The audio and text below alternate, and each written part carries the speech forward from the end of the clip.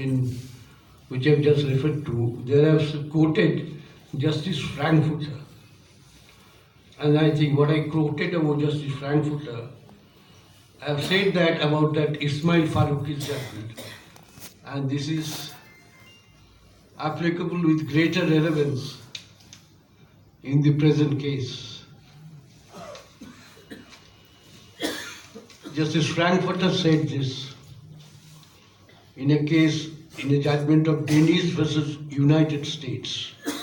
And I have quoted him in my book, and I am again repeating it before you.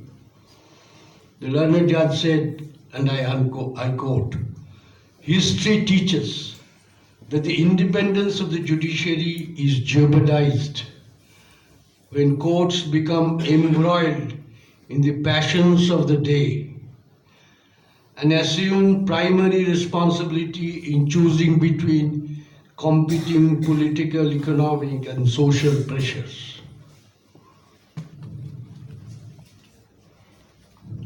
I mean, pearly words of wisdom.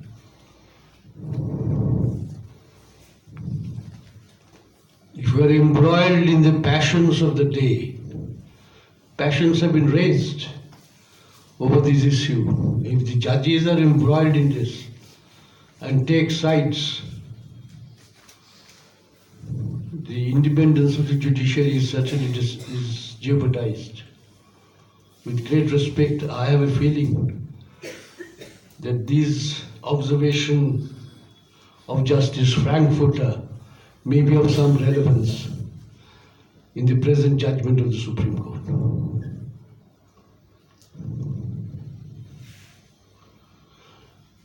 Now, I have been speaking to you for some time, and I can take some questions from you, if you have any question to ask. I am just appealing to you, regardless of your religious affiliation. People of this country, common man, common woman,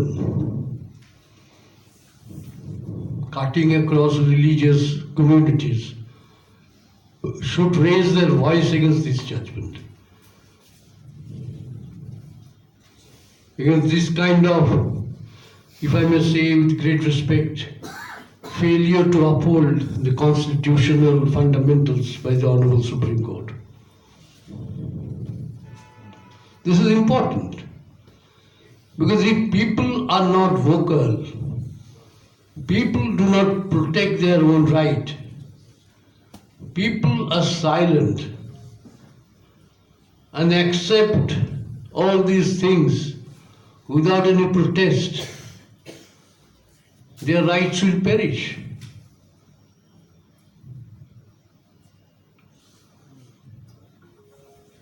Because ultimately it is the people who are the best keepers of the Constitution.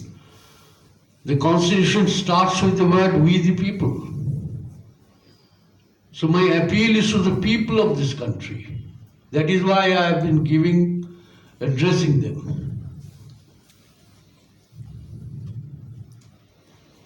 I am not a Muslim, but that does not matter. I believe in Constitution. I believe Constitution must be protected, and it is the duty of the judiciary to protect it.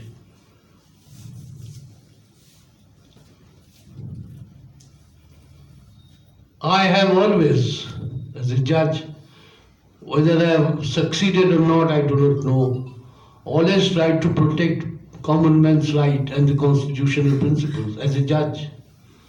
And I think even when I have retired as a judge, I have the same duty. I cannot sit on a bench, not on a court. I cannot deliver judgment. But I can address people, I can explain to them the position, take their opinion. I can gather public opinion, which is very important.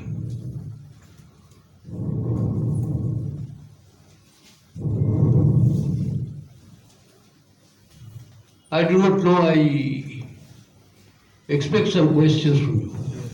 But it is said that One by one. One by one.